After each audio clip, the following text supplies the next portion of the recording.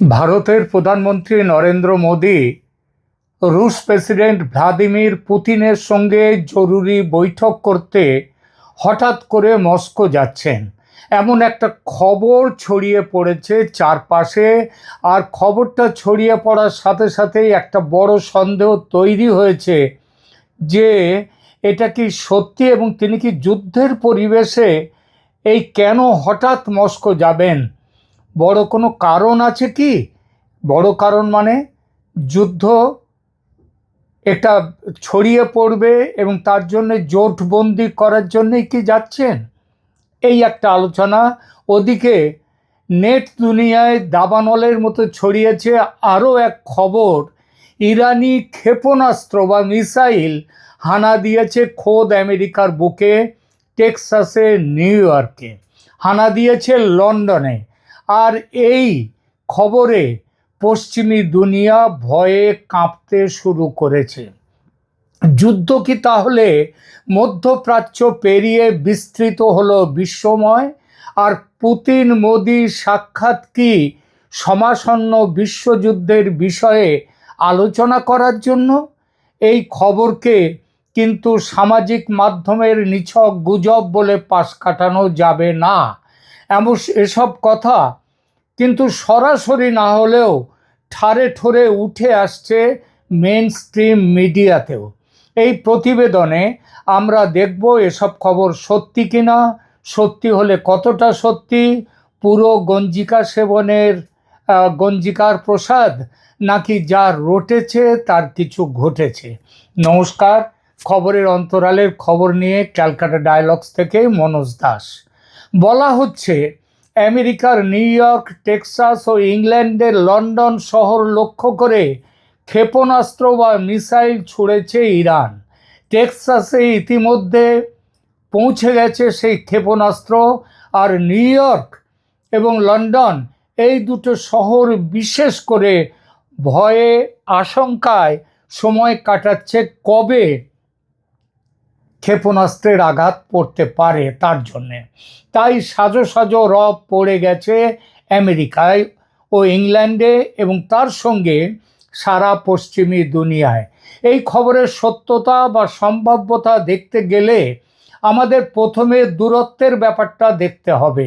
Iran থেকে লন্ডনের দূরত্ব আকাশপথে ৪,৪০০ কিলোমিটার, যা ইরানের বর্তমান দীর্ঘ পাল্লার যে ক্ষেপণাস্ত্রগুলো রয়েছে, যেমন খরমশহর খরমশহর ৪, যার পাল্লা ২,৫০০ কিলোমিটার পর্যন্ত। তাহলে লন্ডন কিন্তু সেই সীমার বাইরে। আর নিউ ইয়র্ক বা টেক্সাস তো প্রায় ১০,০০০ কিলোমিটারের বেশি দূরে। ইরানের কি এত দূরপাল্লার মিসাইল আছে? আগে যা জানা ছিল সারা পৃথিবীর কাছে, সেটা হলো ইরানি মিসাইলের সর্বোচ্চ রেঞ্জ ২,৫০০ কিলোমিটার। সেই হিসেবে লন্ডন তো ধরা ছোঁয়ার বাইরে। তাহলে কেন লন্ডনে ক্ষেপণাস্ত্র পৌঁছবার কথা কিংবা নিউ ইয়র্ক, টেক্সাসে ক্ষেপণাস্ত্র যাওয়ার কথা কেন আসছে? বিশেষত এ কথাও খবরে আসছে যে টেক্সাসে ইতিমধ্যে ক্ষেপণাস্ত্র পৌঁছে গেছে। তাহলে সেটা কিভাবে এইগুলো হয়? দেখুন, এই ২,০০০-২,৫০০ কিলোমিটার এটা সারা বিশ্বের জানা ছিল এর আগে যে ইরানি মিসাইলের ক্ষমতা এত দূর। কিন্তু ভারত মহাসাগরে অবস্থিত প্রধান মার্কিন সামরিক ঘাঁটি দিয়েগো গার্সিয়া লক্ষ্য করে দুটি মিসাইল ছুড়েছে ইরান মাত্র দিন ৫ আগে। যদিও শেষ মুহূর্তে মিসাইল দুটো ধ্বংস করে ফেলেছে মার্কিন ইন্টারসেপ্টর। কিন্তু সেই ঘটনায় দুনিয়া এই বার্তা পেয়ে গেল যে তেহরান থেকে ভারত মহাসাগরের দিয়েগো গার্সিয়া দ্বীপ, যার আকাশপথের দূরত্ব প্রায় ৪,৫০০ কিলোমিটার, সেই পথ অতিক্রম করেছে ইরানি মিসাইল অতিক্রম করেছে। তাহলে সেটা যদি করতে পারে তো লন্ডন তো আছেই তার সীমার মধ্যে।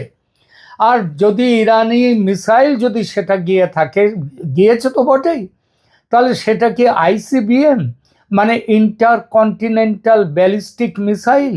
সেটা কি আছে ইরানের হাতে? এটা কিন্তু সারা বিশ্ব এর আগে জানতো না, কিন্তু প্রমাণ হয়ে যাচ্ছে সেটা আছে ইরানের কাছে। ইরানের বর্তমানে পরিচিত দূরপাল্লার ক্ষেপণাস্ত্রগুলো যেমন খোরামসার 4 বা সেজিল, এদের পাল্লা আগেই বলেছে 2500 কিলোমিটারের মতো। অর্থাৎ দিয়েগো গার্সিয়ায় সরাসরি আঘাত আনতে হলে ইরানকে আরও উন্নত এবং অন্তত 4500 কিলোমিটার পাল্লার মধ্যম বা দীর্ঘ পাল্লার ব্যালিস্টিক মিসাইল ব্যবহার করতে হবে। সেটা আইসিবিএম হতে পারে, আইআরবিএমও হতে পারে। শুধু তাই নয়, তেহরান থেকে দিয়েগো গার্সিয়া যেতে হলে মিসাইলটিকে ওমান সাগর এবং আরব সাগরের ওপর দিয়ে অনেকটা পথ পাড়ি দিতে হবে। এই দীর্ঘ আকাশপথে মার্কিন এবং মিত্র দেশগুলির শক্তিশালী ঘাঁটি আছে, তাদের শক্তিশালী অ্যান্টি মিসাইল ডিফেন্স সিস্টেম আছে, যেমন এজিস বা থার্ড, সেগুলো সক্রিয় আছে। সেগুলো পেরিয়ে ইরানি মিসাইল অতটা পথ পাড়ি দিল কোন গোপন সূত্রে বা কোন গোপন টেকনিকের ওপরে নির্ভর করে, সেইটা বিশ্বের চোখে কিন্তু একটা ঘুম কেড়ে নিয়েছে। কেন দিয়েগো গার্সিয়া গুরুত্বপূর্ণ? তার কারণ এটি ভারত মহাসাগরে আমেরিকার অন্যতম প্রধান সামরিক এবং লজিস্টিক হাব। এখান থেকেই মধ্যপ্রাচ্যে মার্কিন বিমান বাহিনী তাদের বড় ধরনের অপারেশন পরিচালনা করে। ফলে ইরানের জন্য এটি একটি সংবেদনশীল লক্ষ্যবস্তু এবং ইরান সেই লক্ষ্যবস্তুতে আঘাত করবার জন্য মিসাইল নিক্ষেপ করেছে। এত দূরে হামলা চালাতে দরকার আন্তঃমহাদেশীয় ব্যালিস্টিক মিসাইল, যা ইরানের অস্ত্রাগারে আছে বলে এখনো পর্যন্ত কোনো আন্তর্জাতিক সংস্থা নিশ্চিত করেনি। কিন্তু নিশ্চিত না করলেও সেটা যে আছে সেটা তো দেখা গেল, আর পশ্চিমী দুনিয়াতে ভয় ছড়িয়েছে। ইরান মূলত হামলা এতদিন চালিয়েছে মধ্যপ্রাচ্যে অবস্থিত মার্কিন ঘাঁটি এবং ইসরায়েলের ওপর। টেক্সাস বা লন্ডনের ঘটনাটা কি? কারণ আমরা দেখলাম আইসিবিএম যদি ইরানের হাতে থাকে তাহলে সেটা টেক্সাসেও পৌঁছতে পারে। গত 1 মার্চ টেক্সাসের অস্টিনে এবং সম্প্রতি লন্ডনে কিছু নাশকতামূলক হামলা বা গোলমালের খবর পাওয়া গেছে, বিস্ফোরণের খবর পাওয়া গেছে, যাকে বলা হচ্ছে লোন উলফ অ্যাটাক। কিন্তু সেগুলো কোনোভাবেই আন্তঃমহাদেশীয় ক্ষেপণাস্ত্র বা আইসিবিএম এর হামলা, সেটা কিন্তু এখনো আন্তর্জাতিক বিশেষজ্ঞরাও বলেননি। পশ্চিমী দুনিয়া যুদ্ধ নিয়ে আশঙ্কায় থাকলেও তারা ক্ষেপণাস্ত্রের তলায় কাঁপছে তার ভয়ে, এমনটা বলা বোধহয় একটু বেশি বলা হয়ে যাবে, অন্তত এই মুহূর্তে। তাহলে কেন এই কথাগুলো উঠছে বা উঠেছে? বিশ্বস্ত সংবাদ সূত্র অনুযায়ী ইরানি ক্ষেপণাস্ত্র নিউ ইয়র্ক, টেক্সাস বা লন্ডনে আঘাত করেছে কোনো নিশ্চিত রিপোর্ট নেই। নিউ ইয়র্কে যেটা হয়েছে সেটা হচ্ছে কি, তাহলে নিউ ইয়র্কের নাম কেন উঠে এলো? তার কারণ হলো সম্ভাব্য ঝুঁকির কারণে। কার কাছ থেকে ঝুঁকি? ইরানের কাছ থেকে। সেই ঝুঁকির কারণে নিউ ইয়র্ক পুলিশ ডিপার্টমেন্ট অতিরিক্ত টহল নিরাপত্তা জোরদার করেছে। তারা তাদের এরিয়াল অর্থাৎ আকাশ পথেও তারা তাদের পরিস্থিতিগুলোকে ওপরে অত্যন্ত বেশি নজর দিয়েছে। এসব খবর কিন্তু কোনো সোশ্যাল মিডিয়ার নয়, মেন স্ট্রিম মিডিয়ার। এইসব মেন স্ট্রিম মিডিয়ার একই প্রতিবেদনে বলা হয়েছে শহরের বিরুদ্ধে নির্দিষ্ট কোনো হুমকির তত্ত্ব ছিল না বটে, তাহলেও প্রশ্ন উঠছে এতটা অতিরিক্ত নিরাপত্তা ব্যবস্থা গ্রহণ কেন? আর টেক্সাসের ক্ষেত্রে তো একটা বড় জিনিস তো ঘটেছে। সরি, একটা বড় জিনিস যে ঘটেছে সেটা দেখাই যাচ্ছে। তাদের ওখানে ইরান টেক্সাসে সরাসরি ক্ষেপণাস্ত্র আঘাতের কথা বলেনি, কিন্তু তৈল শোধনাগারে টেক্সাসে বিশাল বিস্ফোরণ হয়েছে। আর এই বিস্ফোরণটা কিন্তু ছোটোখাটো অগ্নিকাণ্ড নয়। সেখান থেকে যেভাবে ধোঁয়া বেরিয়েছে, যেভাবে বিস্ফোরণ ছড়িয়েছে, তার শব্দ শোনা গেছে, তার যে অভিঘাত দেখা গেছে, সেটা পরিমাণে বিশাল। বিস্ফোরণে বিশাল আগুন দেখা গেছে, তার ভিডিও, প্রচুর ভিডিও মানুষ দেখেছে। আমেরিকার সরকারও অস্বীকার করেনি যে টেক্সাসে বড় কিছু একটা ঘটে গেছে, কিন্তু কি ঘটেছে সেটা ইরানি ক্ষেপণাস্ত্রের আঘাতে হয়েছে কি না এমনটা বলেনি সরকার।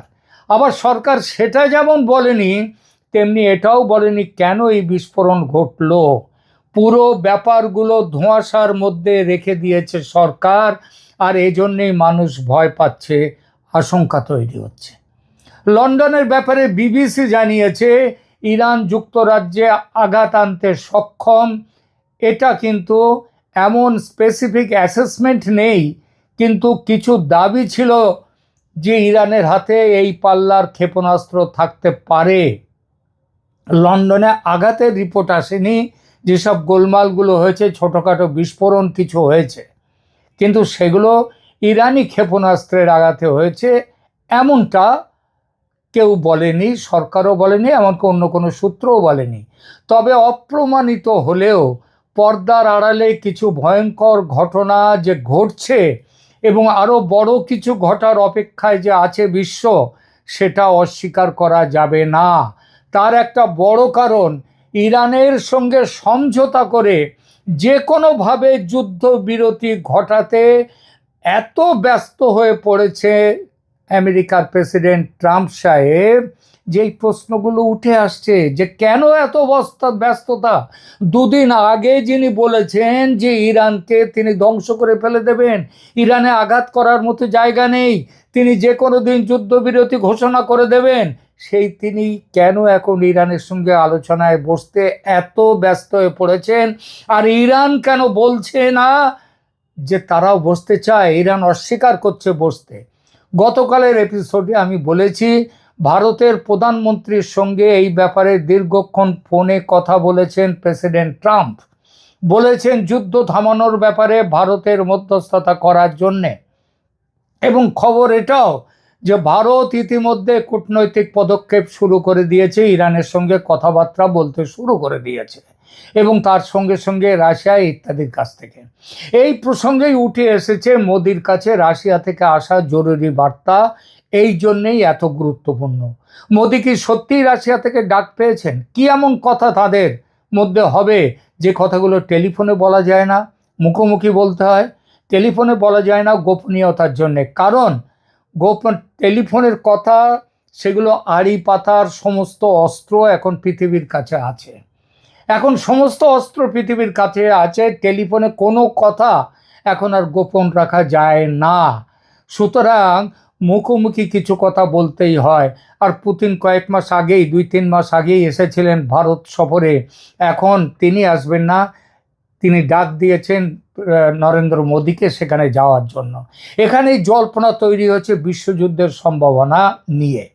রাশিয়ার পররাষ্ট্রমন্ত্রী সের্গেই লাভরভ গত 23শে মার্চ, দুদিন আগেই, তিনি নিশ্চিত করেছেন যে প্রধানমন্ত্রী মোদী খুব শিগগির রাশিয়া সফরে আসছেন। গুরুত্বপূর্ণ হলো এই খুব শিগগির শব্দটি নিয়ে। এটি একটি পূর্ব নির্ধারিত দ্বিপাক্ষিক সফরের অংশ হলে এ কথা এমনভাবে বলা হয় না। আর এই ধরনের কোনো কথা ঠিকও ছিল না যে মোদি শীঘ্রই রাশিয়া সফরে যাবেন। কিন্তু হঠাৎ করে এই ঘোষণা তাহলে কেন? এরকম কথা তো আগে শোনা যায়নি।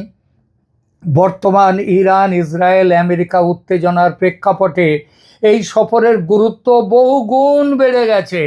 এস জয়শঙ্কর, ভারতের পররাষ্ট্রমন্ত্রী, তিনিও সম্প্রতি জানিয়েছেন যে ভারতের কৌশলগত স্বায়ত্তশাসন বজায় রাখতে রাশিয়ার সাথে সম্পর্ক রাখা অত্যন্ত জরুরি। কথাটা খেয়াল করবেন, কৌশলগত স্বায়ত্তশাসন। কোন সময় কথাটা উঠছে? যখন মধ্যপ্রাচ্য জ্বলছে, যখন পশ্চিমী দুনিয়া ভয়ে কাঁপছে, সেই সময়। কেন যাচ্ছেন প্রধানমন্ত্রী মোদি রাশিয়া সফরে?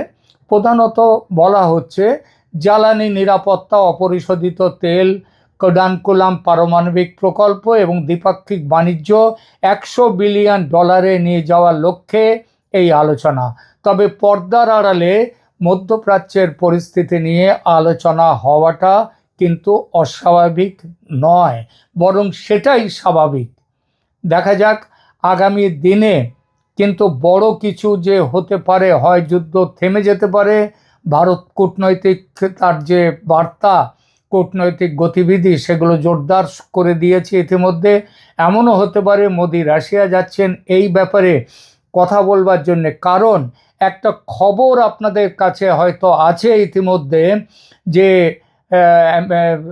ইরানের বর্তমান সর্বোচ্চ ধর্মীয় নেতা মোস্তাফা খামেনি তিনি আঘাতপ্রাপ্ত হয়ে, আহত হয়ে তিনি মস্কোতে আছেন। তিনি চিকিৎসায় আছেন রাশিয়াতে, এবং সেখানে গিয়ে এমনও হতে পারে যে পুতিনের সঙ্গে, খামেনির সঙ্গে, মোস্তফা খামেনির সঙ্গে নরেন্দ্র মোদী সরাসরি সামনাসামনি কথা বলতে পারেন। তার কিন্তু একটা বড় সম্ভাবনা আছে। সুতরাং যুদ্ধ যে হবেই একথা যেমন বলা যায় না। ইরানের হাতে আইসিবিএম আছে, ইন্টারকন্টিনেন্টাল ব্যালিস্টিক মিসাইল আছে, তার প্রমাণ মিলেছে দিয়েগো গার্সিয়াতে আঘাতের ফলে। সুতরাং আমেরিকা এখন, যে কথাটা আগে আমি অনেকবার বলেছি যে চাপে না পড়লে বিড়াল গাছে ওঠে না, ট্রাম্প সাহেবের এখন সেই অবস্থা। তার হুমকির ভাষা মুখ থেকে চলে গেছে। আর কাউকে নতুন করে হুমকি দিচ্ছেন না, ইরানকেও দিচ্ছেন না। কারণ সামনে তার জন্যে তার ভেতরে ভয় ঢুকে গেছে। এই ভয় সামরিক ভয় যত, তেমনই ভয় অর্থনৈতিক ভয়। এখনকার মতো এই পর্যন্ত, দেখা হবে পরের ভিডিওতে। আমাদের এই আলোচনা ভালো লাগলে অবশ্যই সাবস্ক্রাইব করুন আমাদের চ্যানেল ক্যালকাটা ডায়ালগস। কমেন্ট করে মতামত জানান আপনাদের কেমন লাগছে আমাদের এই সমস্ত জিও পলিটিক্স নিয়ে আলোচনা। এখানেই রাখছি, ধন্যবাদ।